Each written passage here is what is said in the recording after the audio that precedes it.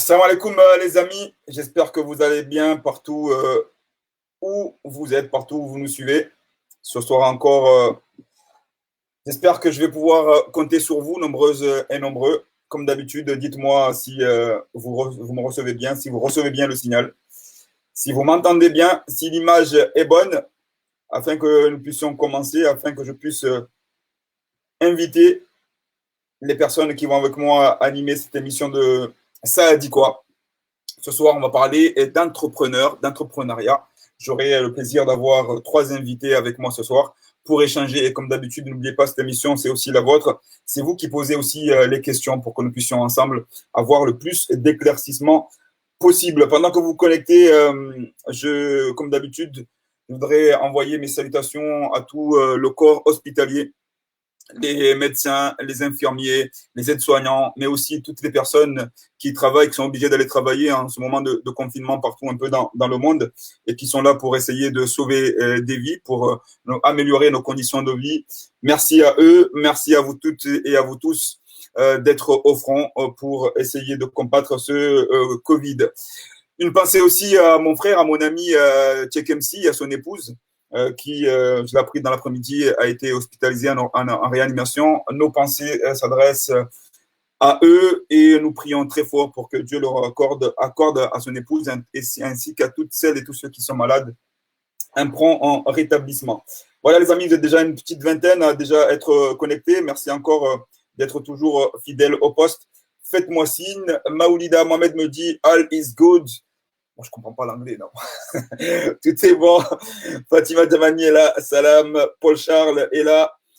Docteur Salim Hadidi, toujours présent, fidèle au poste 5 sur 5. Merci les amis d'être là. Et comme d'habitude, si vous estimez que cette émission peut intéresser d'autres personnes, n'hésitez pas à partager au maximum. Ce soir, comme je vous l'ai dit, on va parler d'entrepreneuriat, mais toujours dans ce cadre de confinement dans lequel nous nous trouvons. On va essayer de voir ensemble que va être l'impact aussi économique dans les jours à venir aux Comores par rapport au mois de Ramadan qui arrive, mais plus loin pendant ces mois de vacances où on prévoit un confinement, en tout cas ici en France, très très loin, et il se pourrait qu'il n'y ait pas de diaspora de je viens cette année aux Comores. Donc on va essayer d'avoir, j'aurai comme le plaisir d'avoir Fahmi Thabit avec moi tout à l'heure, qui a pu diriger la Chambre de commerce des Comores, et je pense qu'il aura un regard à ce niveau-là. Je profiterai pour pouvoir lui poser les questions. Merci encore d'être là. Alors, qui est-ce il y a Kokwa Zaïd qui est avec nous, Nadim Nemois qui nous regarde, Abdourahman Asma depuis la Suisse. Asma, paix est sur toi. J'espère que tu vas bien. J'espère que tout se passe bien du côté de la Suisse. J'en profite pour remercier toutes les personnes qui nous suivent un peu partout dans le monde, comme d'habitude, au Canada, aussi bien à La Réunion, Madagascar, Paris, enfin partout, de plus en plus nombreux à nous suivre un peu partout, quel que soit le nombre où vous êtes. Le plus important, c'est d'essayer de donner le maximum d'informations et des informations justes. Sans plus tarder, parce que, comme vous le savez, le plus important pour nous, c'est d'essayer de recevoir rapidement nos invités pour pouvoir échanger. Sans plus tarder, on va accueillir le premier invité qui va se joindre à moi ce soir, qui est Fahmi Thabit. Il est en contact, il est en direct avec moi depuis Moroni. Il va venir nous parler de sa start-up Huza Comores, mais plus généralement, peut-être, ou plus particulièrement, l'application, en tout cas le volet qu'il a lancé aujourd'hui, qui est Huza Market. Fahmi, salam alaikum mon frère.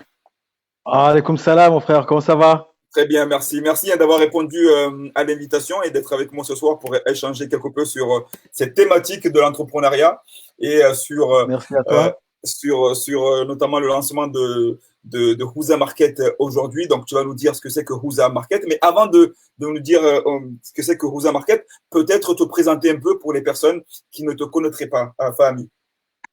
D'accord, merci beaucoup. Je te remercie de nous avoir invité. Donc, je m'appelle Fahmi Thabit, j'habite aux Comores. Je suis rentré en 1999 après 20 ans passés à l'étranger, puisque j'étais en Éthiopie et puis après en France. Et je suis rentré aux Comores en 99, où j'ai travaillé pour une entreprise de mon cousin. Et je me suis lancé dans l'entrepreneuriat en 2004 avec Massiwa Supermarket. C'était en fait le premier supermarché ici aux Comores, enfin une grande surface de 400 mètres carrés, où en fait on vendait un peu de tout, les produits importés, mais aussi les produits locaux. Et comme tu le disais tout à l'heure, j'étais aussi président de la chambre de commerce des Comores et de l'océan Indien pendant 8 ans. Et bon, donc j'ai pas arrêté, toujours dans l'entrepreneuriat. À partir de 2013-2014, je me suis aussi lancé dans la transformation des produits agricoles, des produits comoriens. Je faisais le Madaba, Yamasiwa et Umhogo Amasiwa. Donc, c'est transformer ces produits-là pour faciliter un peu nos mers, hein. Et donc, c'était des produits qu'on trouvait dans les supermarchés. Et depuis 2019, mai 2019, c'est Kuza Market, kuzakomor.com, excuse-moi. Kuza Komor, en fait, Kuza, ça vient du Swahili. Kuza ou Huza, vendre. Et en fait, j'ai voulu mettre un nom en Swahili pour aussi, je vois dans l'avenir aussi pouvoir me déployer dans notre bassin, dans notre zone Swahili, que ce soit en Tanzanie ou au Kenya ou tout ça. Donc, je voulais un nom qui passe partout, qui passe aussi bien ici que là-bas. Donc, en fait, dans Kuza Comore, tu trouves un peu de tout, puisqu'on a tout ce qui est mode, tout ce qui On va y est revenir, hein. article. On va y revenir.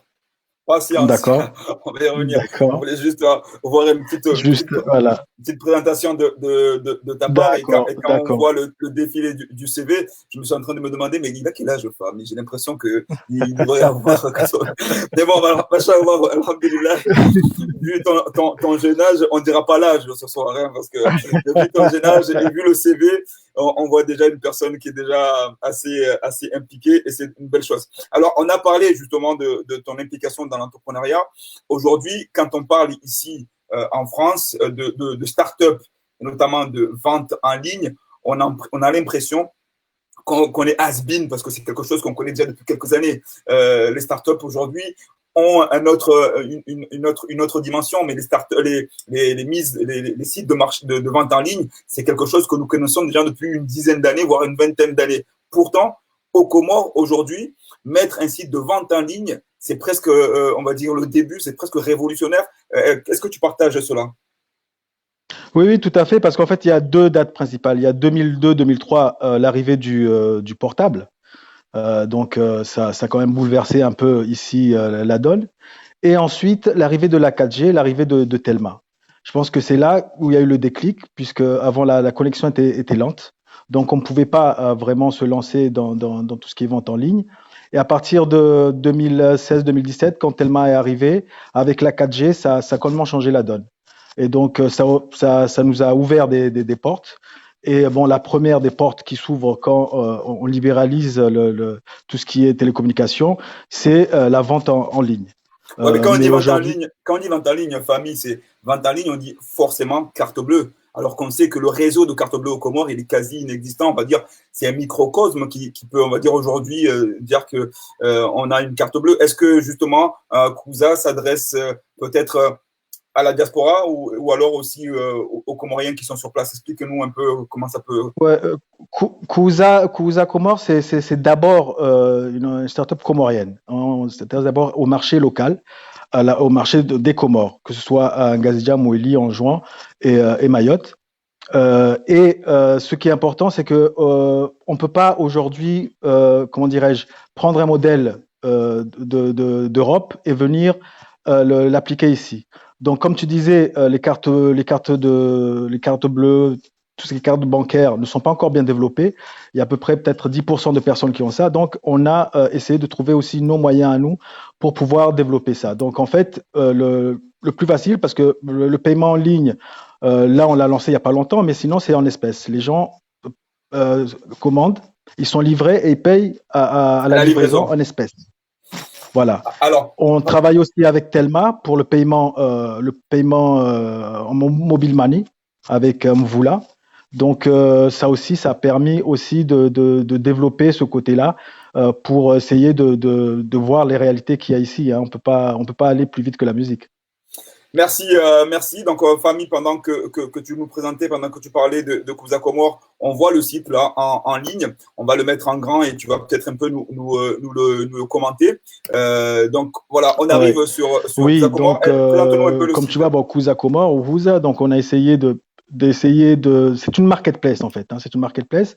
On a les produits qu'on importe nous-mêmes, mais on travaille, notre business model, c'est vraiment le partenariat. On a les partenariats avec les magasins qui sont ici, qui sont aux Comores. On travaille avec eux, ils mettent leurs produits sur le site et comme ça nous permet d'avoir un large éventail de produits, que ce soit mode, que ce soit tous les articles maison, électroménager, rangement, high-tech informatique, bien-être, donc avec un point d'honneur sur les produits comoriens où on les met en valeur avec le Made in Comores. On essaye aussi de promouvoir les produits et toutes ces entreprises comoriennes, de jeunes Comoriens qui innovent et qui transforment nos richesses. Et c'est aussi quelque chose d'important pour nous. Et on espère que de plus en plus, on va voir des produits made in Comores. On a aussi de l'artisanat parce qu'on a beaucoup d'artisans qui travaillent. Donc aujourd'hui, on a un peu une image, hein, de ce qui se fait ici aux Comores, que ce soit en termes de produits importés que ce qui est fabriqué sur place. Donc c'est vraiment ce qu'on appelle une marketplace, hein, où on a des partenaires. Que ce soit dans l'offre de produits, mais aussi dans les livraisons, dans tout ce qu'on fait. On essaye vraiment d'impliquer des entreprises comoriennes. On travaille avec des jeunes entrepreneurs pour pouvoir aujourd'hui essayer d'avoir un tissu économique beaucoup plus élaboré. Alors, on a quelques questions qui. J'ai un écho, voilà. On a quelques questions qui nous arrivent que tu vas peut-être pouvoir répondre. Il y a d'autres questions, mais après, on va voir avec nos invités qui vont y arriver. Et donc, il y a Top Comores qui nous pose la question suivante. Est-ce que vous disposez d'un trépôt aux Comores? Parce que sur le site, on voit qu'il y a beaucoup de choses. On a accès à plusieurs choses. Quel est le modèle économique? Comment fonctionne Kouza Comores par rapport à ça? Oui, en fait, Kouza Comores vient, comme je vous disais tout à l'heure, en 2004, on a ouvert un supermarché. C'était le premier supermarché. Donc, la chose la plus difficile ici aux Comores, quand on vous dit que c'est difficile d'entreprendre, ce qui est difficile, c'est surtout ce qui est les coûts fixes. Hein, donc, c'est très important. Donc, on a les produits qu'on importe nous.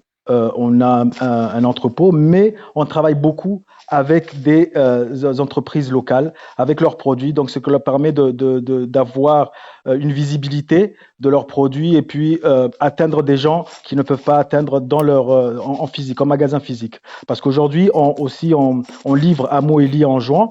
Donc, cette fracture qu'il y avait entre les îles, cette absence de continuité territoriale, on essaie aussi de la casser, puisqu'aujourd'hui, quelqu'un qui est à Moélie en juin peut commander sur le site, on le livre là-bas.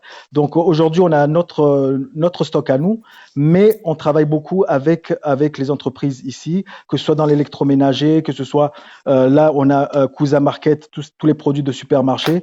Donc on essaie vraiment de se rapprocher d'eux. Et notre business model, c'est vraiment ça, c'est le partenariat. Essayer de diminuer les risques, puisque l'environnement n'étant pas ce qu'il est ailleurs, il faut essayer de diminuer les risques et travailler main dans la main et essayer d'établir un réseau d'entrepreneurs qu'on travaille ensemble et on essaie de se promouvoir et de se soutenir. Alors, peut-être, pour ceux qui connaissent le terme, est-ce qu'on peut dire que Kouza travaille, en tout cas, Société Kouza travaille un peu sur le modèle du dropshipping, à savoir avec des partenaires. C'est pas forcément un lieu, un stock unique, mais on fait un réseau avec des partenaires, avec des artisans, avec des commerçants. On identifie les produits qu'ils ont et ensuite, sur la plateforme de Kouza, on va mettre en lumière leurs produits et ensuite distribuer au plus grand nombre. En fait, c'est un peu ça le modèle un peu à ce qui se passe un peu dans le monde. Tout à fait. C'est du dropshipping aussi en même temps, c'est un mix, hein, aussi avec du e-commerce classique, puisqu'on a nos produits à nous et on fait aussi du dropshipping pour justement pouvoir, parce qu'il y a quelque chose que vous avez en France ou que les autres pays un peu développés ont, c'est les centres commerciaux. Ici, on n'a pas de centre commercial. Aujourd'hui, se balader à Moroni, il y a les distances, mais aussi il y a les embouteillages. On n'a pas le temps de faire les magasins pour voir tous les produits, alors qu'on a pas mal de commerces qui ont des produits, de bons produits, mais qu'on ne sait pas exactement où ils sont, on a du mal. Donc aujourd'hui, le fait de pouvoir mettre ces produits sur une plateforme en ligne, ça permet d'avoir une visibilité et ça permet aussi aux ménages de faire leurs courses à partir de chez eux sans se déplacer. Ils peuvent aussi comparer les prix puisqu'on a plusieurs, même pour une catégorie de produits, on a plusieurs fournisseurs, enfin plusieurs partenaires. Donc aujourd'hui, il peut par exemple pour, je sais pas, un congélateur, pouvoir choisir son congélateur en regardant la taille, mais aussi les prix, les différents prix, ce qui permet aussi en fait, en Afrique, on appelle ça le leapfrog, c'est-à-dire qu'on essaie le saut de grenouille. C'est-à-dire que le temps que les autres pays développés ont mis à construire, les paliers qu'ils ont mis pour se développer, avec justement cette nouvelle technologie, on peut faire ce saut de grenouille et pouvoir, avec la problématique que je vous disais, les embouteillages, le problème on ne sait pas où sont les magasins. Vous connaissez Moroni, vous voyez un peu comment c'est. Donc ça permet aussi de résoudre ce problème au niveau de la clientèle. Alors merci, tout à l'heure vous avez vu une question de Abdou El Wareth Nabahan. On parlera en deuxième partie de l'émission concernant la famine qui est à nos portes, et notamment aux Comores, et quels sont les dispositifs qui ont été pris. Mais pour l'instant on reste sur le côté entrepreneurial. Il y a Nadim Nemois qui pose cette question. Est-ce que vous faites des livraisons à domicile dans toute la Grande Comore? Peut-être en substance de la question, est-ce qu'une personne qui, depuis, par exemple, Marseille, depuis Saint-Denis, depuis peut-être le Canada, les États-Unis, qui voudrait acheter des produits pour les parents, pour la famille qui est là-bas, pour l'Aïd, pour se nourrir, est-ce qu'on peut acheter et ensuite être livré partout? Comment cela se passe? Est-ce que c'est possible déjà de 1? Et si oui, comment cela se passe, famille? Tout à fait, c'est possible. On a en fait soit on vient récupérer à notre point retrait, mais comme je vous disais, aussi on livre, que ce soit à Ngazidja, Moélie, en juin. Et dans la livraison, on a toujours dans notre business model, c'est dans le partenariat. On travaille avec des entreprises, des jeunes qu'on essaie de pousser à monter leur entreprise de livraison, puisqu'on peut pas tout faire. Il faut garder le corps de métier et pouvoir sous-traiter tout le reste. Et donc on travaille avec des entreprises qui dans la livraison. Au début, on n'avait pas, qu'on a ouvert Kuza Market, il n'y avait pas d'entreprise. On travaillait avec des propriétaires de taxis. Il y a les VITS, on appelle ça les VITS ici. Donc, on a un réseau de VITS pour justement essayer de livrer un peu les gens un peu partout où ils sont, que ce soit à Moroni, à Fumbuli, Mitsameuli, Mbeni, on livre partout. Mais la nouveauté, c'est qu'on livre aussi à Moélie, en Anjouan, chose qui était difficile avant, avec toujours ce côté, avec le partenariat avec AB Pack Express, qui est la compagnie AB Aviation, qui a ce service de Pack Express envoi de colis. Donc, on travaille avec eux. On a négocié des prix pour les clients pour payer moins cher. Donc, on livre que ce soit à Moélie ou en juin. Pour les produits un peu plus volumineux, comme tout ce qui est électroménager, on a aussi un partenariat avec une agence de bateaux qui livre jusque là-bas. Donc, on livre à peu près partout aux Comores. Mais bien sûr, comme on sous-traite cela, il y a des zones assez reculées, donc les prix varient selon la région. Merci, Farmi, pour ces éclaircissements. Il y a beaucoup de personnes qui encouragent et qui soutiennent ce projet. Dernière question, et ensuite je recevrai mon prochain invité, de Yass Abdou, qui dit: est-ce que vous faites des partenariats avec des entreprises comoriennes situées en France qui souhaiteraient élargir sa clientèle aux Comores? Oui, c'est vraiment une volonté que j'ai, puisque depuis très longtemps. En 2009, j'étais venu à Marseille dans le cadre de la Chambre de commerce pour justement essayer de lier une relation entre les entrepreneurs d'ici et les entrepreneurs de là-bas. Je suis membre du RECAM, de ce réseau d'entrepreneurs franco-comoriens. Et je trouve que c'est très important. C'est vraiment quelque chose pour moi qui me tient, moi, personnellement à cœur, de pouvoir aujourd'hui offrir le mieux qu'il y a d'ici, mais aussi de là-bas. Il y a beaucoup d'entrepreneurs comoriens, franco-comoriens qui opèrent en France et qui font vraiment beaucoup de choses. Et ici aussi, malheureusement, ils connaissent pas aussi ce qui se fait ici. Donc, une association comme RICAM, justement, ça, j'encourage et puis j'essaie vraiment d'être dedans pour essayer d'élargir, pour amener des entrepreneurs des Comores dans ce réseau et pour qu'on puisse aujourd'hui travailler tous ensemble. Et c'est vraiment mon désir de travailler avec les Comoriens de partout. Ben, c'est une belle transition pour recevoir mon prochain invité qui est Ben Nassur Mahdi, qui va se joindre à moi maintenant. Voilà, qui est l'un des membres du réseau RECAM. Nassur, bonsoir. Alors attends, c'est mieux si j'appuie sur le micro. Voilà, c'est mieux là. Nassur, bonsoir.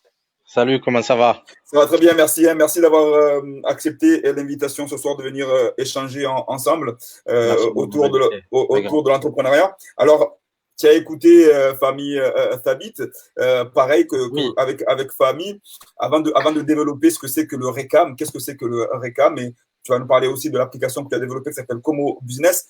Te présenter brièvement, Nassur. Alors, moi, je suis Ben Nassur Mahdi. Voilà, ça fait quelques années que j'ai entrepris dans le digital.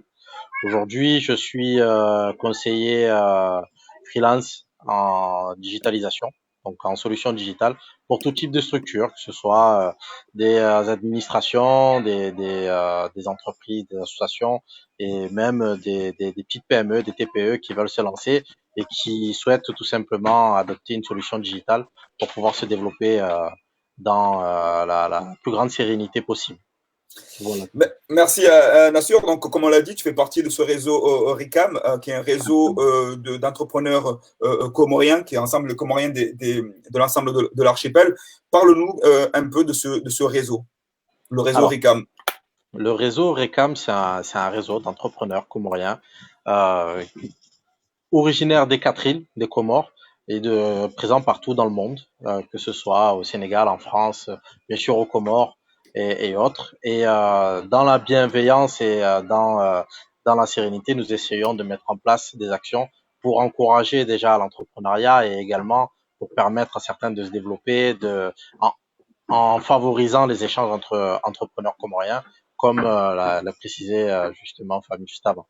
Alors, peut-être préciser que ce réseau a été fondé à Marseille, César, mais il s'ouvre aussi à tous les entrepreneurs que simplement de Marseille, ou est-ce qu'on peut adhérer même si on est un peu plus loin comme famille, à quelques centaines de kilomètres d'ici? Alors, tout le monde est accepté, tout le monde peut adhérer à RECAM, tout le monde peut nous rejoindre. Il n'y a vraiment aucune restriction, mis à part le fait d'adhérer à la charte que nous avons mis en place justement, qui est une simple logique à respecter pour la bienfaisance, pour respecter la bienfaisance des actions qui sont menées par chacun. Donc effectivement, c'est né à Marseille. C'est né à Marseille du fait d'une re-rencontre, j'ai envie de dire, avec Aboubacar, que tu as eu justement précédemment sur Instagram. Et donc de par ce fait, moi qui ai relancé l'application Como Business, et lui qui a lancé la page Instagram qui connaît un énorme succès, plus accompagné d'autres entrepreneurs que nous avons justement rencontrés lors de rencontres locales effectuées sur Marseille dans un premier temps. Nous avons constitué un bon groupe qui permet de s'élancer tout autour du monde ensuite pour agrandir ce réseau de RECAM autour de nous et assurer un maximum de pérennisation pour tous les entrepreneurs. Alors, tout à l'heure, c'est vrai, comme tu le dis, j'avais eu Aboubacar, qui est l'un des fondateurs le fondateur, celui qui a lancé le concept RECAM, et qui me disait que la volonté avant tout de ce réseau-là, c'était de mettre en lumière les entrepreneurs, parce qu'au prorata de la population marseillaise, en tout cas de la population marseillaise d'origine comorienne, on n'avait pas forcément autant de visibilité que ça. Et je fais le parallèle par rapport à ton application Como Business. Est-ce que justement l'idée, comme l'a dit Aboubacar, c'est de permettre un réseautage assez important au-delà de mettre en valeur les entrepreneurs, mais aussi peut-être d'inciter à la création d'entreprises, parce que on le voit par rapport à d'autres communautés. La communauté comorienne à Marseille, c'est pas une communauté qui entreprend au prorata de sa population. Effectivement, par rapport aux autres communautés qui sont représentées sur Marseille, on peut se dire ça pour avoir ce constat-là. Pourtant, nous sommes très nombreux. Je trouve que nous sommes déjà très nombreux à entreprendre, mais nous ne nous connaissons pas. C'est le constat que j'ai fait, moi, avant de lancer l'application Como Business, qui est gratuite. Vous pouvez la télécharger gratuitement. Si vous êtes entrepreneur, vous pouvez bien sûr vous inscrire gratuitement, inscrire votre activité pour pouvoir vous faire connaître des autres, ou en tout cas de de tous ceux qui souhaitent consommer, on va dire, chez les Comoriens, et soutenir l'économie des Comoriens, que ce soit localement aux Comores, ou aussi dans les différentes diasporas, à Marseille, à Paris, à Lyon, en Suisse, au Canada, au Sénégal, ou autre. Donc effectivement, nous essayons de faire en sorte de permettre à tous les entrepreneurs comoriens déjà de se connaître entre eux par le biais du réseautage, mais aussi de nous montrer auprès du public, qui est assez large et qui ne sait pas forcément qu'il y a probablement un frère qui est de chez nous, qui entreprend dans un domaine dont il a besoin et qui est complètement compétitif. Et on voit aujourd'hui, hein, d'ailleurs, hein, on est en direct avec Fahmi depuis Moroni. Nous sommes à Marseille, dans des lieux différents. Le confinement oblige aussi. Mais on voit que les réseaux sociaux aussi, c'est un monde, c'est un lieu qui nous, voilà, c'est un lieu qui nous permet de nous rassembler et qui casse, on va dire, les distances. Ce réseau, ce RECAM, permettra peut-être demain à Fahmi d'élargir à la fois son réseau de clientèle, mais aussi ceux qui sont à Marseille, par exemple, d'élargir leur réseau de clientèle là-bas. C'est une passerelle, en fait. Hein. C'est un lien économique.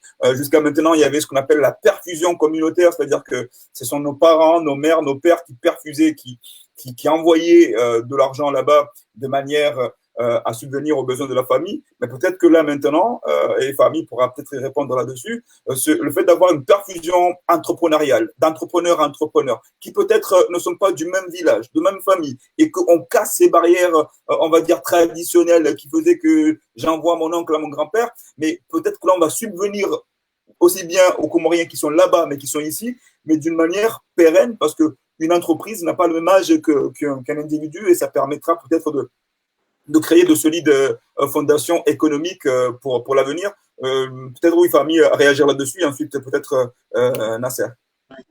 Non, tout à fait, c'est très important. C'est très important. Maintenant, en fait, le maillon qui reste, c'est toujours je veux dire, la connexion entre ici et là-bas.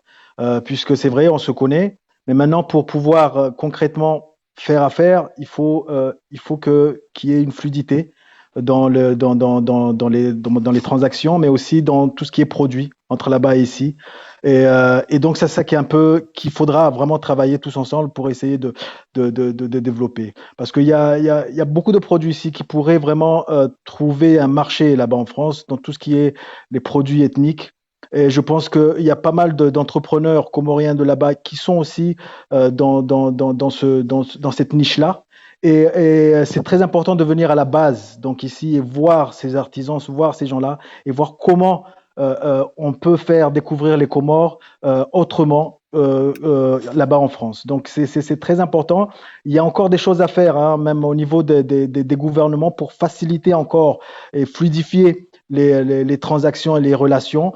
Mais je pense que d'abord, il faut des hommes, il faut que les hommes se rencontrent, il faut avoir des projets en commun. Mais je pense que avec l'application comme business que j'ai connue il y a quelques mois, ça permet vraiment, parce que j'ai invité pas mal d'entrepreneurs ici à s'inscrire, ça permet vraiment de voir, de rentrer en contact avec cette jeunesse entrepreneur de France. Hein, et c'est important pour nous. Et c'est important aussi pour que eux voient qu'ici au Comores, ça bouge.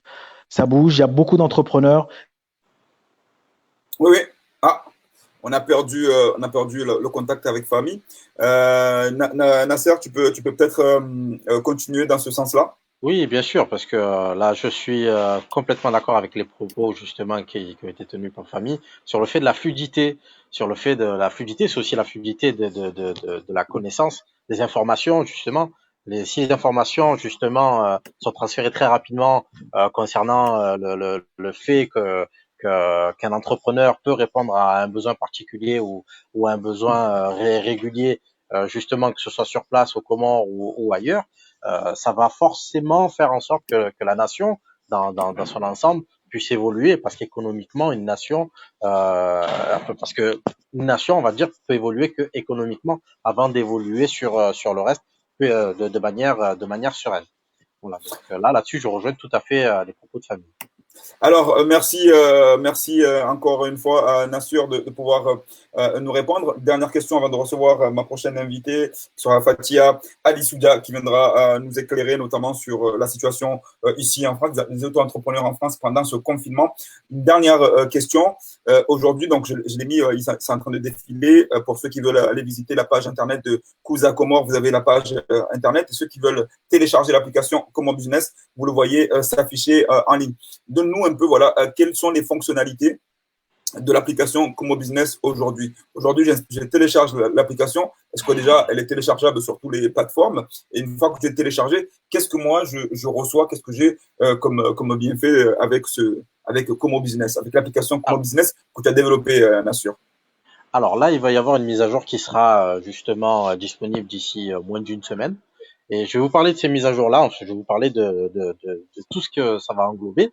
Donc, il va bien avoir une partie actualité entrepreneuriale, donc les ouvertures, les évolutions, les nouveaux produits, les nouveautés technologiques peut-être qui peuvent faire en sorte d'améliorer l'entrepreneuriat, que ce soit au Comores ou sur place, et les réussites. Les réussites chez nous, on n'en parle pas assez souvent, je trouve, pour ma part. On les félicite pas souvent, pas suffisamment souvent, les réussites. Ensuite, il va y avoir, donc ça va être tout nouveau, des coupons de réduction qui pourraient être mis en place par les entrepreneurs qui veulent tout simplement offrir un service à un tarif préférentiel aux utilisateurs de l'application Comore Business, aux personnes qui veulent consommer justement chez les Comoriens. Et donc, grâce à ça, donc l'émission d'un coupon, on va pouvoir aussi en tant qu'entrepreneur récolter des données de trafic, des données d'utilisation, donc qui vont permettre aussi d'analyser et d'évoluer dans le meilleur des sens. Il va y avoir c'est aussi un outil de communication, un assurance, si j'ai bien compris aussi. Quelqu'un qui veut communiquer sur un événement, sur un produit, sur un service, peut aussi utiliser l'outil pour pouvoir te contacter et ensuite faire la promotion. Bien sûr, parce que l'application mobile, ce qui est bien du côté entrepreneur, c'est qu'elle va permettre l'envoi de notifications push. Donc, c'est un peu comme ça se passe pour l'application Facebook ou Instagram ou autre. Dès qu'il y a une nouveauté, on reçoit un message sur notre smartphone qui dit voilà, il y a une nouveauté. Là, on va pouvoir faire la même chose, que ce soit avec les coupons, que ce soit avec un article dans l'application, que ce soit avec un produit en particulier. Pour cela, bien sûr, il faut nous contacter. Il ne faut pas hésiter à nous contacter pour pouvoir mettre en place ce type de promotion. Et bien sûr, toujours l'annuaire qui permet justement de s'inscrire gratuitement. Ça restera toujours gratuit, qui permet de s'inscrire, d'être géolocalisé, de retrouver les informations très rapidement, site internet, compte sur les réseaux sociaux, un descriptif, le logo. Bien sûr, c'est classé par ordre par thème, voilà, donc par thème, par secteur d'activité, et on réfléchit actuellement pour mettre aussi en place prochainement une bourse à l'emploi sur l'application pour les entrepreneurs qui ont un besoin de recrutement, qui soient comoriens de partout dans le monde, qui puissent faire apparaître justement leur offre d'emploi sur l'application Comore Business. Super, merci Nassur. Tu restes avec nous, de même que Fahmi. Là, on va accueillir maintenant notre troisième invité, voilà, qui est Fatia. Alors, je vais débloquer le micro de Fatia, comme ça elle pourra voir. Voilà. Fatia, bonsoir. Bonsoir à tous. Bonsoir. Bonsoir famille. Bonsoir Nassur. Salut. Alors, merci Fatia d'avoir répondu présente à cette émission. Donc, on va dire que toi aussi, tu te connectes pas très loin de Marseille. Tu es avec nous ici à Marseille. Alors, pareil que pour mes amis, avant de revenir sur cette thématique de l'entrepreneuriat, est-ce que tu peux en quelques mots te présenter, Fatia? Oui, alors rapidement, hein, donc je suis Fatia Alisoudia. Donc moi, je suis responsable d'un centre social qui se trouve sur une aire d'accueil pour les gens du voyage et je m'occupe de la coordination des actions d'animation et du social pour ce public spécifique, en fait, voilà, depuis maintenant quelques années. Merci Fatia. Alors, comme on le sait, nous sommes en période de confinement et en période de confinement, il y a l'économie qui est fortement touchée, aussi bien les grandes entreprises que les petites entreprises, mais il y a aussi les entrepreneurs, les auto-entrepreneurs qui, eux, qui soient commerçants ou artisans, qui sont aussi très fortement touchés. Ici en France, il y a Emmanuel Macron qui a sorti des mesures, qui a même qui a sorti des mesures en disant que voilà, les auto-entrepreneurs allaient toucher 1500 euros par mois. Est-ce que déjà tu peux nous parler de ces mesures et de l'impact que ce confinement a sur les auto-entrepreneurs? Oui, donc en effet, le gouvernement a annoncé toute une batterie d'aides pour les auto-entrepreneurs. Donc il y a une première aide qui est en lien qui s'appelle le Fonds de solidarité. Donc c'est l'aide dont tu parles là, de 1500 euros, qui s'adresse en effet aux petites entreprises, voilà, des petites structures qui ont un petit chiffre d'affaires.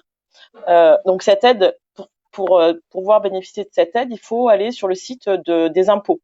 Voilà, donc ça demande aussi de se connecter sur le site, de pouvoir avoir ses codes, notamment son numéro fiscal, son numéro de télédéclarant, et ensuite il y a tout un pas à pas à mettre à faire pour pouvoir faire cette demande. Et ensuite il y a une autre aide qui est une aide, elle, qui dépend de l'URSSAF, qui s'appelle le Fonds d'action sociale, qui est une aide qui va de 500 à 1000 euros en fonction de la situation et du chiffre d'affaires aussi, hein, de l'auto-entrepreneur. Et cette aide, en fait, il faut d'abord avoir bénéficié de l'aide du fonds, ou pas, de toute façon, avoir fait dans un premier temps une demande auprès la demande de fonds de solidarité. Donc voilà, ces deux aides, elles sont liées quelque part. Alors, la demande de fonds de solidarité, donc, comme tu viens de le préciser, il faut y aller sur le site du gouvernement, donc info.gouv.fr. On le connaît. Pour ceux qui ont l'habitude de payer leurs impôts, ils vont chercher. Et est-ce que justement le fait d'aller sur le numérique, d'aller en ligne, est-ce que c'est pas un frein pour un certain nombre? Donc, tu connais le public dont tu as en charge, c'est un public, comme on dit, des gens du voyage, c'est des gens qui bougent d'un point à un autre. Mais on peut être aussi confiné comme moi, je suis auto-entrepreneur, et avoir des difficultés d'accès, à la fois à les télécharger, à les remplir, à comprendre. Est-ce que c'est pas aussi, là aussi, il n'y a pas une discrimination, mais il n'y a pas aussi une difficulté pour les petits Thomas, les petites entreprises, pour le pâtissier, la pâtissière, le garagiste qui d'habitude, c'est pas son taf. Comment avoir accès, comment avoir une personne peut-être comme toi ou d'autres pour pouvoir les aider administrativement par là en étant confiné? Est-ce que ça, c'est possible? En effet, ça reste compliqué parce que tous les services, notamment le service des impôts, sont fermés. On ne peut les joindre que par mail, par exemple. Donc voilà. Donc ça rajoute en plus à la difficulté. Les joindre par téléphone, ce n'est pas possible. Donc il faut se rapprocher de toutes les structures d'accompagnement social qui sont sur les territoires, hein. Donc ça peut être des travailleurs sociaux, d'associations, etc. Si en effet c'est ouvert, mais généralement on a quand même des structures d'accompagnement social qui sont ouvertes et qui peuvent orienter pour pouvoir aider les personnes. Mais c'est vrai que la dématérialisation, c'est un frein très très important. On demande aux entrepreneurs de faire ces démarches auprès des impôts, de l'URSSAF, etc. Mais quand on n'a pas accès à Internet, c'est une problématique importante et un frein important. Alors, je ne sais pas si c'est ton câble qui tape contre qui bouge. Voilà. Et donc, du coup, on a un petit retour qui peut des fois être un peu désagréable. Alors, on l'a compris. Un peu gênant.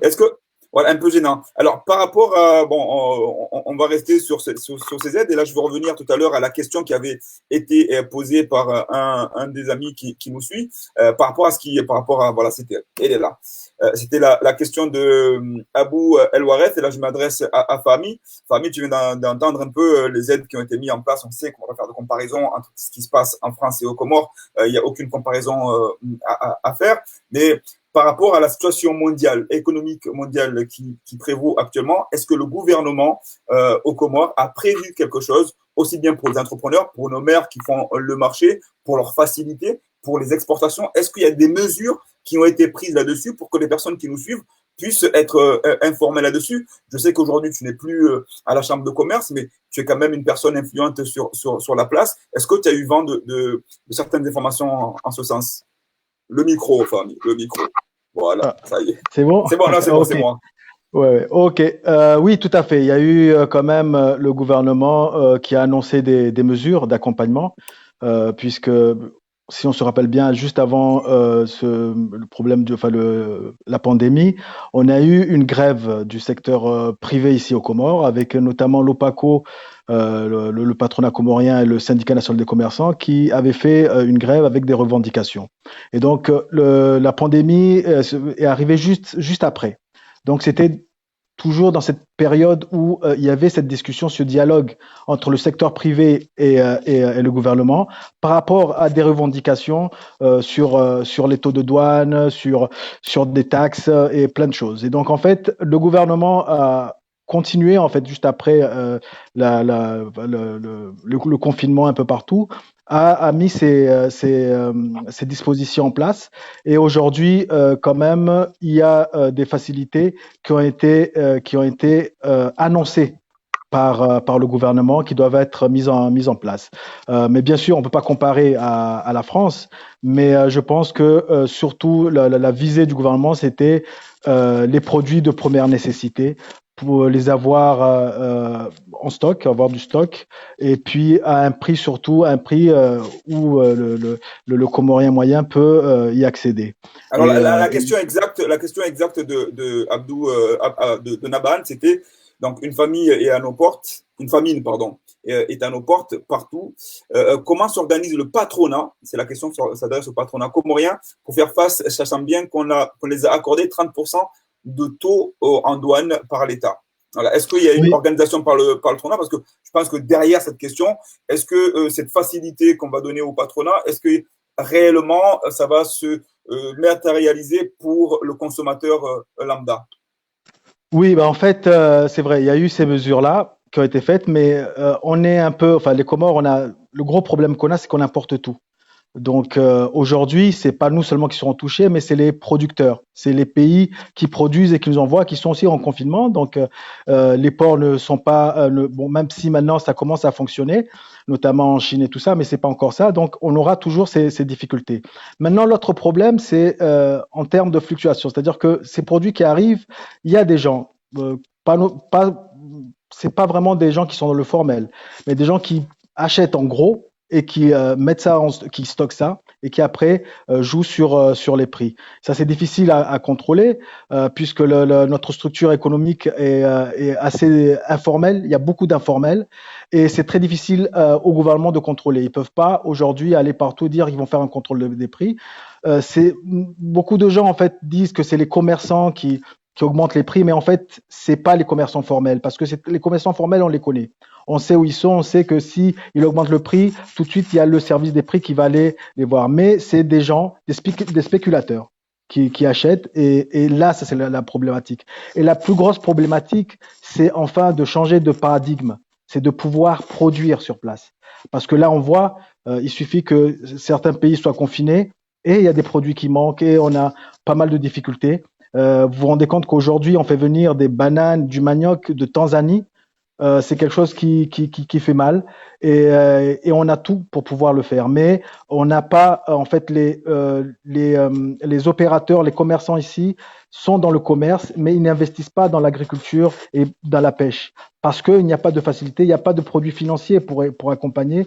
Il y a un risque, un gros risque de ça. Et donc, c'est l'environnement des affaires lui-même qui ne nous permet pas vraiment d'investir dans ça. Et c'est à ce point-là que qu'on attend le gouvernement pour qu'il réfléchisse, pour qu'il nous montre, en fait, pour qu'il nous mette en place des mesures incitatives pour pouvoir produire, parce qu'on ne peut pas continuer à tout importer, même ce qu'on peut produire facilement.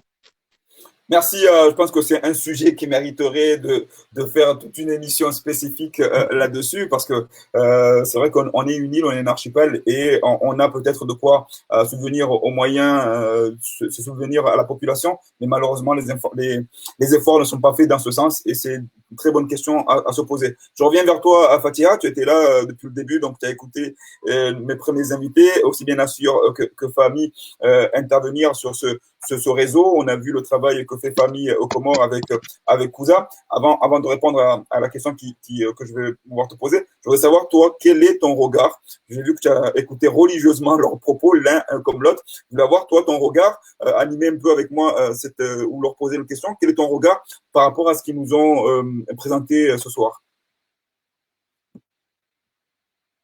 Tac, attends. Voilà, c'est bon. Le micro est ouvert. Ah oui, j'écoute. Comment tu sais que j'ai écouté religieusement? C'est vraiment, tu veux? Oui, en effet, j'ai écouté. Non, je trouve vachement intéressant ces initiatives parce que c'est vrai que moi, de mon point de vue, je suis assez éloignée de la communauté comorienne. En effet, j'y vais pas, je vais pas souvent aux Comores et j'ai plutôt une vision un peu pessimiste.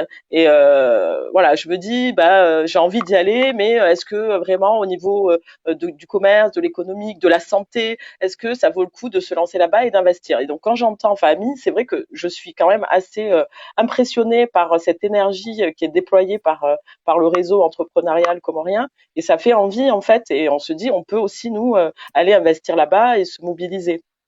Donc voilà, c'est hyper intéressant de savoir qu'il y a toutes ces entreprises-là, que ça foisonne et qu'il y a des initiatives hyper intéressantes et puis qui sont aussi participatives parce que tu disais ce qui m'a interpellée, c'est ce travail de partenariat main dans la main. Et du coup, ça revient aussi à ce réseau de digital qui est mis en place là, cette application. Ben voilà, c'est toutes ces énergies ensemble. En fait, on peut aussi sortir les Comores et les mettre en lumière parce qu'il y a des entrepreneurs intéressants. Moi, j'ai ma cousine qui travaille, qui a son entreprise, la Cocomoon Beauté. Enfin voilà, donc je me dis il y a des choses à faire et toutes ces initiatives sont hyper mobilisantes et motivantes en tout cas. Et donc, est-ce que tu partages justement le regard qu'avait Nassur qui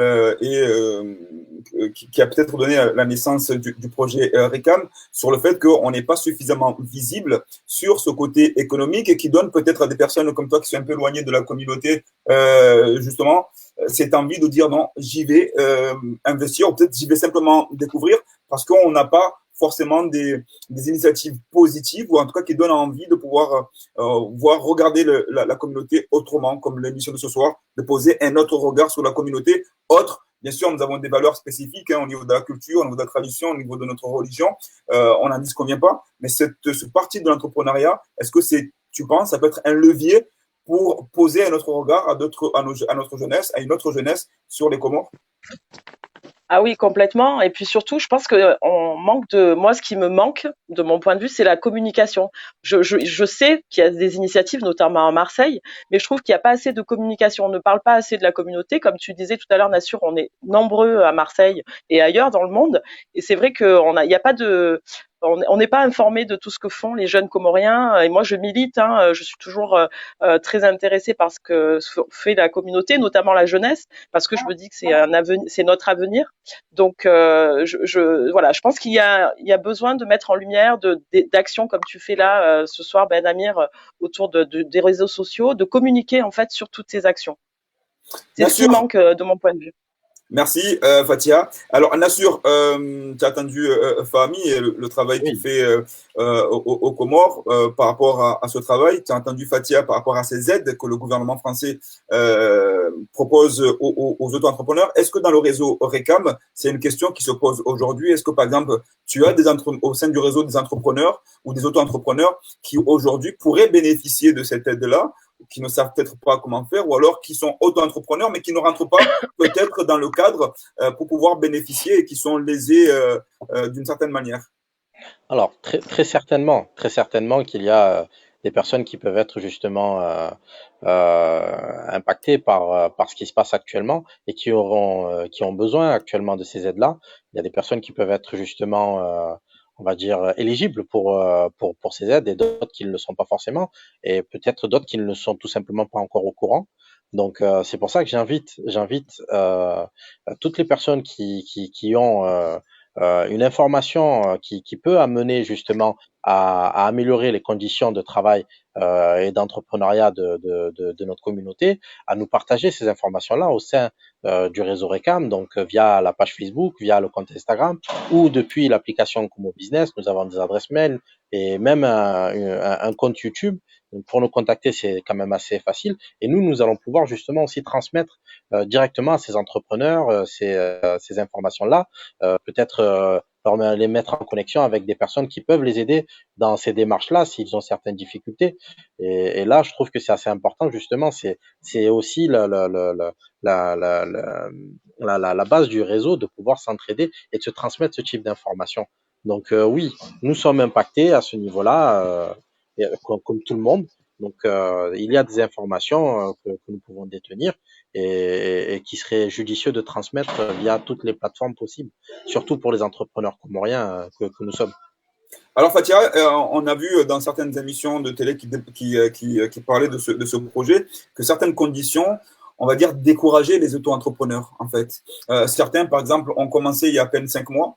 Ils n'avaient pas prévu qu'il y ait le confinement, le coronavirus. Ils ont commencé il y a 5 mois et peut-être on leur demande de montrer un bilan de 1 an qu'ils ne peuvent pas montrer. Quelles sont aujourd'hui les conditions ou les informations que tu as sur au moins l'éligibilité pour qu'un auto-entrepreneur en France aujourd'hui qui se trouve dans une situation délicate, de un, il y a des auto-entrepreneurs avec ou sans local. Il faut comprendre qu'un auto-entrepreneur qui a un local et qui doit en même temps payer son loyer, payer peut-être ses moyens, 1 500 euros n'est pas suffisant. Quelles sont les conditionnalités ou en tout cas peut-être aussi ce qu'il faut avoir pour être éligible ou peut-être avoir des moyens plus conséquents. Moi, je connais un ami peut-être qui nous suit là ce soir, ben oui, il est là, mon directeur Ali Mohamed Darwash, qui a une salle de réservation, qui a réservé sa salle, mais qui est aujourd'hui obligé de tirer le rideau.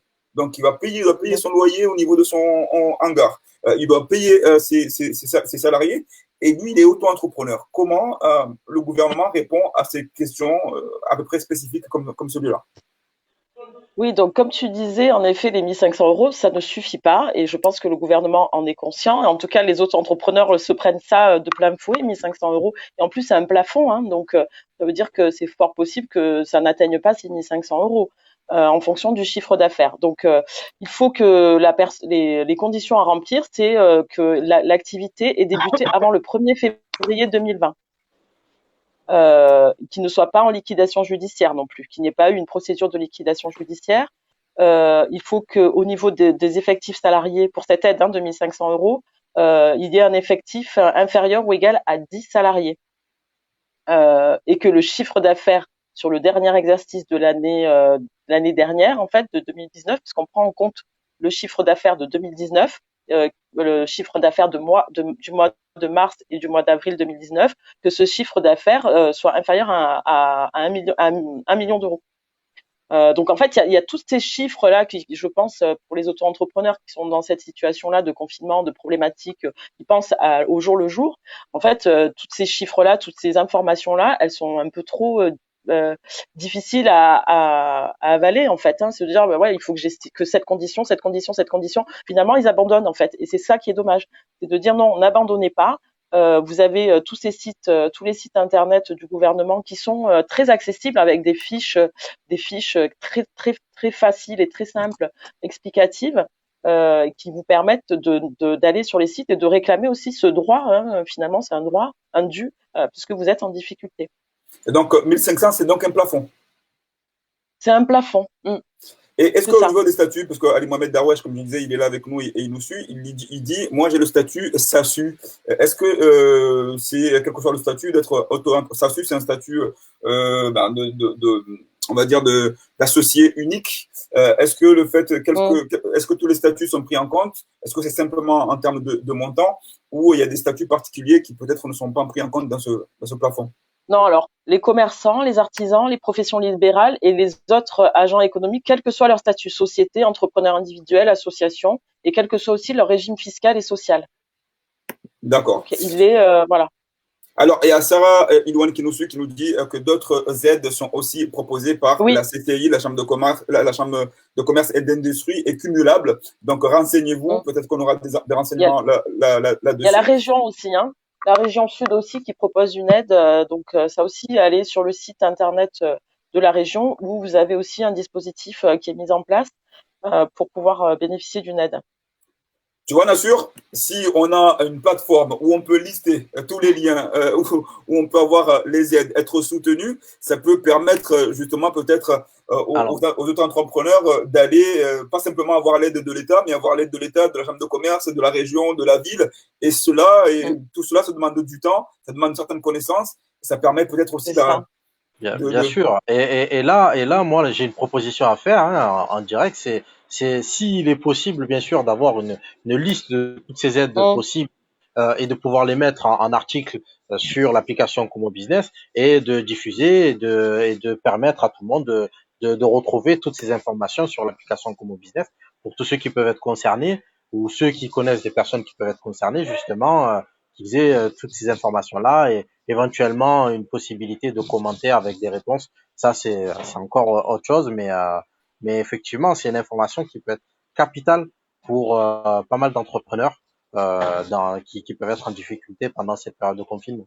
Mais déjà, on va essayer de changer les relations tout à l'heure pour pouvoir justement. Oui, c'est ça. C'est ce que j'allais dire. J'allais proposer. C'est ce que j'allais proposer exactement. Ouais.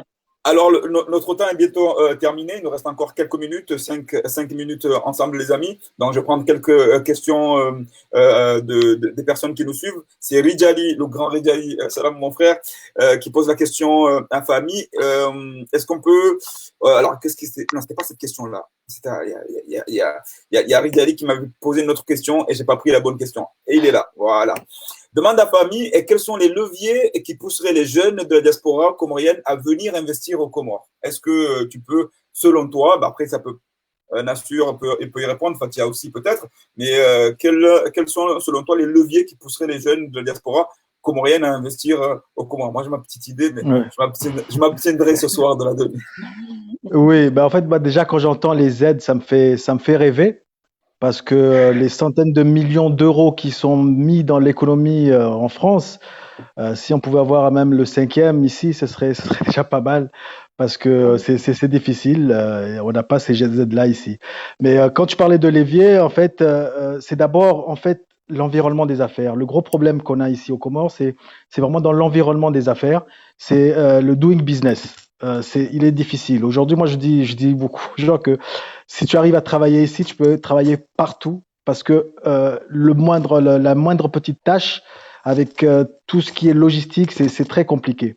Mais ça t'apprend et puis ça te permet aussi d'anticiper et d'essayer Mais si j'ai un levier peut-être qui pourrait pousser les jeunes à venir investir ici, je parlais tout à l'heure de ce côté niche, hein, surtout en France, parce que maintenant c'est des gros marchés. Aujourd'hui, c'est vrai, on a disons 800 000 habitants, c'est un marché de 800 000 habitants, c'est petit, il y a des choses à faire, mais un marché de 60 millions d'habitants, donc il y a ces niches. Moi, c'est surtout d'ici vers là-bas.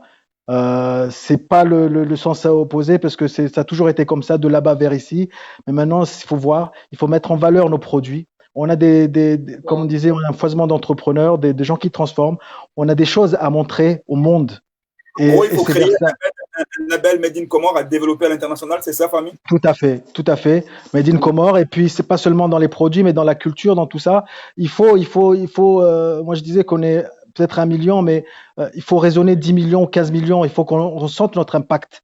Et cela, c'est pas seulement dans le business, mais c'est dans la culture, c'est dans tout ce qu'on fait. Et je pense qu'on a beaucoup à donner au monde. Il y a beaucoup de choses à faire. Et je pense que c'est ce lien-là. Comment aujourd'hui prendre nos produits, les transformer et les vendre là-bas, que ce soit des produits ou des services, hein, parce qu'on a pas mal de choses qu'on peut mettre. Et c'est ça, je pense, c'est ce côté-là qu'il faut voir. Il faut changer de paradigme. Il faut pas voir d'ici vers là-bas, mais il faut vraiment de là-bas vers ici, mais d'ici vers là-bas. C'est vraiment ça qu'il faut voir. Il faut réfléchir. Il faut que c'est dans les idées que quelqu'un peut avoir, c'est solutionner. Comment on peut solutionner ce problème entre ici et là-bas? Et notamment parmi les difficultés, c'est peut-être aussi l'acheminement, Fabi, oui. Parce que on sait qu'ici, notamment à Marseille, on consomme beaucoup comorien. Enfin, quand on dit comorien, ne serait-ce qu'au niveau des mets, on consomme beaucoup comorien. Et on a envie, ne serait-ce que d'avoir le hanchar, le rougail, mais exactement. Ça, c'est le tonton et l'oncle qui envoient. On n'a pas encore, alors qu'on est en 2020, peut-être une société qui nous permette d'envoyer en gros en France et ensuite d'aller dans un magasin, d'aller dire voilà, je vais acheter le hanchar made in Comores, made in voilà. Ben justement, on travaille sur ça. Donc, tu vois, sur le site, quand on met les produits, le nom Made in Comores, c'est justement pour pouvoir demain exporter ces produits-là. Aujourd'hui, on a aussi tout ce qui est artisanat. Aujourd'hui, tu as envie de décorer ta maison de produits comoriens. On a des super pièces d'artisanat que tu as envie d'avoir chez toi là-bas. Et donc, le gros problème, c'est cet acheminement, c'est le fret, c'est tout ça. Je travaille avec des sociétés pour voir comment on peut essayer de faire ça, surtout dans tout ce qui est justement e-commerce. Mais c'est difficile. Avec les normes aussi européennes, c'est tout ça qu'il faut voir, qui est compliqué. Mais je pense qu'on peut y arriver. Il suffit qu'il y ait un laboratoire ici et qu'on le mette aux normes. Et nous, on a besoin. On ne veut pas qu'on nous enlève ces normes. Il faut qu'on ait ces normes pour que ici aussi, on puisse stimuler notre production pour qu'elle soit aux normes internationales. Il nous le faut ça. Mais maintenant, qu'est-ce qui nous manque? C'est ce laboratoire-là ici qui va certifier nos produits. Et c'est très important. La vanille aujourd'hui, on ne peut pas aujourd'hui continuer à vendre la vanille comme nos grands-pères le faisaient. Et ça commence à changer, que ce soit dans le packaging, que ce soit dans voilà, le bio, que ce soit dans le commerce équitable. Il y a beaucoup de choses à voir dans tout ça. Il y a aussi peut-être le commerce, on va dire, patriotique qui malheureusement manque parfois. C'est-à-dire que on est souvent victime de ça. C'est-à-dire qu'on n'a pas encore réussi à développer, même ici à Marseille, quand on voit le marchand de légumes se plaindre que les Comoriens n'auront pas acheté chez lui peut-être. Bien évidemment, on ne demande pas d'acheter comorien parce que tu es comorien, mais à niveau peut-être égal, aider le compatriote à essayer d'élever son commerce. Et ça, peut-être aussi, on en souffre. C'est peut-être pas que comorien, peut-être c'est africain. C'est aussi un des freins qui bloque peut-être ces échanges-là commerciaux. Tout à fait. Ça peut être bon, c'est partout en fait. L'homme est ce qu'il est. Hein. Il y a des bons, il y a des mauvais, il y a de tout. Mais c'est vrai que ça manque un peu. Et je pense que quand tu parlais de label Comore, je pense que il faut travailler sur ça. Il faut qu'aussi les entrepreneurs, il faut que les gens qui font ces produits-là aillent dans la qualité. Parce qu'on va pas aussi acheter parce que c'est comorien. C'est pas parce que c'est comorien on va acheter. On veut de la qualité. Aujourd'hui, le consommateur, il est exigeant. Et il faut qu'on aille vers ces exigences-là. Il faut pas qu'on se limite à dire que bon voilà, je suis comorien, je vais voir mon business, les Comoriens vont venir. Non, ça c'est pas comme ça. Il faut toujours exiger plus. Il faut chercher vraiment le top et c'est ça en fait. En tout cas, merci famille de cet éclaircissement. Comme d'habitude, avant de se quitter, je vais donner la parole à chacun de nos invités qui va s'exprimer, bien sûr, librement sur par rapport à l'échange qu'on a eu ce soir, par rapport à des informations qu'ils pourraient nous donner. Vous avez été encore une fois très nombreux à poser des questions. Je n'ai pas pu prendre toutes vos questions, mais on aura l'occasion de lire. Je vois que j'aurais pu peut-être inviter Halima Abdallah à se joindre à nous ce soir parce qu'elle nous donne beaucoup d'informations concernant les entrepreneurs, les auto-entrepreneurs, notamment en France, des aides qu'elles peuvent bénéficier. Donc, Halima Abdallah, si tu peux te mettre en contact avec Nassur, notamment, pour pouvoir donner le maximum d'informations. Un article sera produit et sera diffusé sur Como Business. Alors, tout à l'heure, j'avais aussi ma cousine que je salue, Oumi, qui nous suit depuis Moroni et qui, voilà, elle est là. Oumi Ahmed Mikidash qui dit « J'ai interviewé longuement Fahmi Thabit. C'est un homme de terrain qui mérite d'être suivi. Bonne continuation. De la force pour toi, Fahmi. De la force aussi pour toutes les personnes qui nous suivent, qui entreprennent, qui essaient d'entreprendre, qui essaient de créer une richesse parce que l'entrepreneuriat, c'est aussi la richesse pour nous, mais aussi pour les autres. Et donc, force à vous toutes. Je vais vous donner chacun, les amis, 1 minute pour pouvoir vous exprimer, pour vous donner votre avis par rapport à cet échange. Et si vous avez un message à faire passer, nous aurons l'occasion peut-être de nous revoir plus longuement sur des sujets plus pointus. Mais ce soir, c'était d'abord pour vous présenter aux personnes qui nous suivent et pour dessiner un petit éventail des possibilités made in Comores. On va commencer par peut-être Nassur, on finira par la jeune dame Fatia Ali Souda. Comme ça, on donnera l'honneur aux dames pour terminer. Alors, ouais. Nassur, Fahmi et ensuite à Fatia. Nassur, on t'écoute. Alors, moi, j'ai un message déjà pour tous ceux qui sont sur les réseaux sociaux, bien sûr, qui te suivent et qui suivent et qui veulent aussi soutenir l'économie comorienne partout dans le monde, qui suivent l'application, qui suivent les pages Récam sur les réseaux sociaux, qui communiquent beaucoup sur les différents entrepreneurs sans distinction. Téléchargez l'application Como Business, parlez-en, bien sûr, inscrivez-vous si vous entreprenez et n'hésitez pas à nous transmettre des informations qui pourront être reprises et transmises au plus grand nombre. Merci à Nassur. Fahmi. Merci à toi. Oui, d'abord, je te remercie. C'était très intéressant. Et puis surtout, moi, ce que je voulais dire, c'est que ici aux Comores, en fait, le gros problème, c'est qu'il faut on change un peu l'état d'esprit et on change de paradigme. Il faudrait qu'on pense plus business, on pense plus entreprise que être fonctionnaire, être dans l'administration publique. Ce qui aujourd'hui, nous fait qu'on n'avance pas, c'est qu'on parle beaucoup plus de politique que d'économie et que en fait la politique normalement ça doit être au service de l'économie et je suis très content qu'il y ait un cadre comme ça pour pouvoir discuter, rencontrer des gens et échanger ensemble entre vous qui êtes là-bas et nous ici et que malgré les problèmes on essaie de résister et de nous battre et je te remercie vraiment beaucoup. Merci à toi, Fahmi. On aura l'occasion, si Dieu le veut, de nous rencontrer et de pouvoir encore échanger parce qu'on a besoin, comme tu le dis, de développer ce volet économique. Honneur aux dames, Fatia. Allez. Bon, merci. Bon, donc moi, j'étais ravie aussi de participer à cette émission, hein. C'est vrai qu'elle fait honneur aussi à toute la communauté comorienne, et ça, c'est important. C'est que ça donne aussi un rayonnement. C'est ce que je disais tout à l'heure. On manque peut-être aussi un peu de visibilité et de fait de pouvoir s'exprimer tous les jours sur toutes les thématiques quelle qu'elle soit, ça permet aussi de donner de la visibilité. Donc, c'est vraiment très important. Je suis aussi très, très contente d'avoir rencontré Nassur et Fahmi. Bon, de toute façon, après l'émission, je pense que voilà, on se fera le lien surtout pour pouvoir donner toutes les informations à Nassur concernant le site internet et aussi toutes les personnes qui ont participé. Tout à l'heure, tu disais qu'il y avait une dame qui avait toutes les informations au niveau des aides que l'État pouvait proposer pour les auto-entrepreneurs. Donc, en effet, c'est assez rapide là de pouvoir. C'est assez intéressant de pouvoir faire le lien avec elle pour qu'on puisse aider au maximum les gens de notre communauté et puis d'autres personnes qui nous écoutent évidemment. Et puis un dernier mot, je souhaitais aussi saluer le travail de la cellule du Covid-19, la cellule auquel on appartient tous, et vraiment vraiment un grand merci et voilà, dire que tous les bénévoles et tous les partenaires se donnent à fond et ça fait vraiment plaisir. Et je sais qu'il y a beaucoup de gens en difficulté.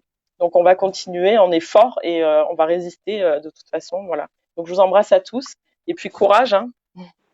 Courage, merci Amir. Merci Fatia, merci à vous d'avoir suivi encore ce soir. Que la paix soit sur vous. N'oubliez pas, d'ici quelques jours, on va entrer dans le mois de Ramadan. Ouais. Et ça aussi encore, il faudra être déjà attentif à nos voisins, à nos familles, à nos proches et essayer d'être le plus bien en faisant possible. Voilà les amis, merci, que la paix soit sur vous, merci d'avoir été nombreux et n'oubliez pas de partager partout cette émission si vous estimez qu'elle peut être utile à d'autres personnes. Depuis salut. Ciao les amis. Salut. Ciao. Ciao. Salam.